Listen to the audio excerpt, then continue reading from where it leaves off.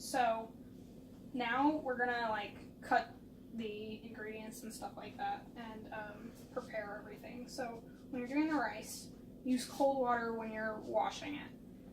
If you use hot water, it will just cause the rice grain to swell up and it'll absorb the water. And that's no good. It just gets sticky and it breaks down a little bit easier. You don't want to do that.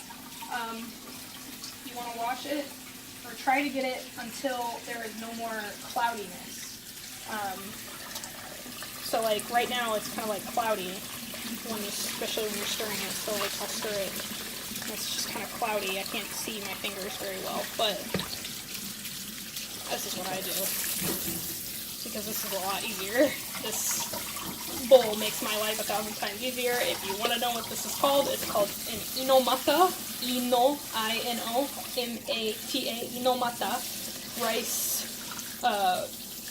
like rice bowl or rice washer. I found it on Amazon, so I don't think it's Prime, but it's a lifesaver and you want one. And once you got your rice to the desired, like, clarity, you don't want it to be, like, you don't want to overwash it, because if you overwash it, then it just, like, gets kind of fucked up. Like, I don't know how else to say that. It breaks the grains, and then you get kind of, like, a really sticky, porridgey kind of mess. But once it is at your desired, you know, washness, you get all the water out, or as much as you can, in this case. It's kind of a useful device. It's really, really pleasant.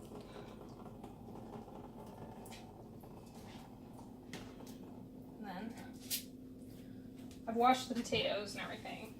You don't really need to wash onions, as far as I know. I've never washed onions. So, you got your rice cooker. Here's your little rice bowl. You just take your thing and you put your rice in there.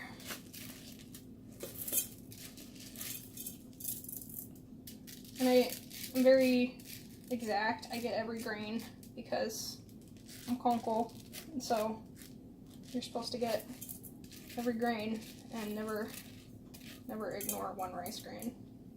Whenever they used to go down the drain, it used to really make me sad. But you can use the rubber scraper to make this easier, but I didn't get the rubber scraper out, and I don't feel like searching for it, so I'm just going to use my hands. I'm going to do this a slow way.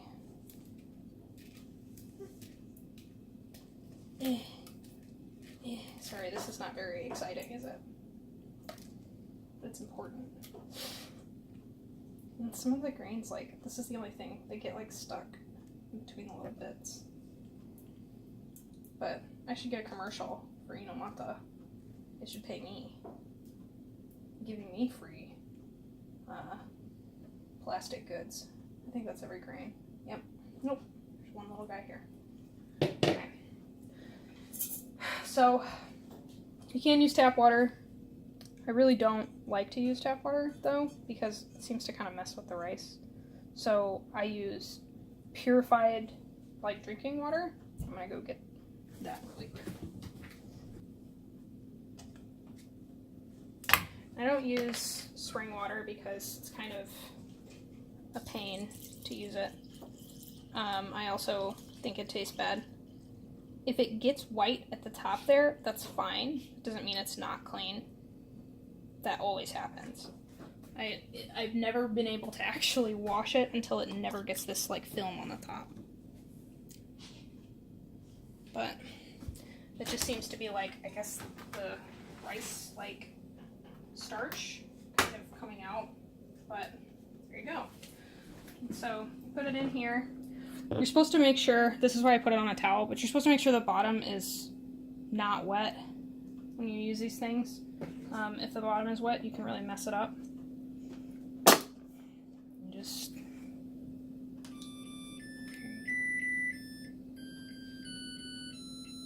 it's very important for me to get that one.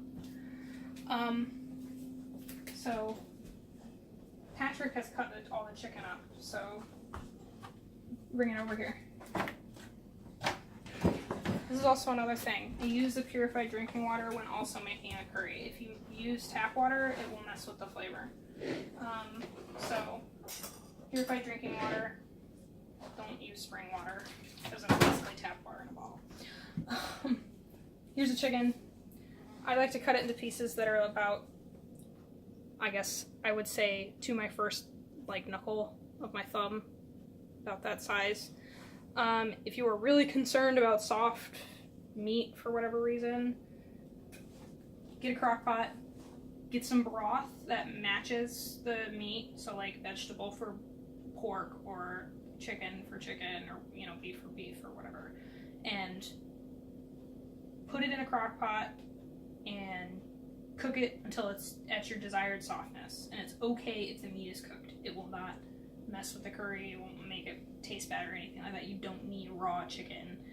I'm just doing raw chicken for the sake of, you know, propriety at this point. But if you want soft meat, use a crock pot. Do not boil it to death. If you do that, you're gonna mess everything up. Just get a crock pot and set it up, you know, 4 hours ahead of time and cook your meat right. So, now that we've got our chicken, you got a potato. Some people don't really like the skins, but I washed this up, you know, I made sure that everything was good. You can choose to cut the eyes off any way you like. I just usually make it easy. I don't, you know, make it hard on myself. I just make a quick cut and just pop, I don't need that piece. And, you know, I just cut the eyes off in kind of broad strokes. Just wherever. And any place that looks kind of like, ugh, I don't want that. Like, I don't want to eat that. Because, like, some parts of the skin protects the potato, like, straight up. So, like, sometimes the skin can be gross. And so, like, it's okay to lose some of it while you're cutting. But don't lose all of it, because it's really good. And just, slippery. Now, I cut my potatoes just in this way. I usually tell people the size of a quarter, but to be entirely honest, I don't really think about that too deeply. So, I got little baby hands. I don't think I have anything to compare it to, but I guess with a Santoku you can kind of like understand the size maybe. So, and then I make 1, 2, maybe 3. This is good enough. This is getting on the big side, I think, but, and then that's getting on the small side, but that's good enough. You can have it be about that size. But this is like the prime potato size, I think. Like, in fact, I would say that's more like a nickel or something, I don't know, but it's a good size, works. And you want to cut all your potatoes up like that. Okay, we're gonna pause. Okay, so for a baby carrot, it's real simple. Just cut it into 3 pieces.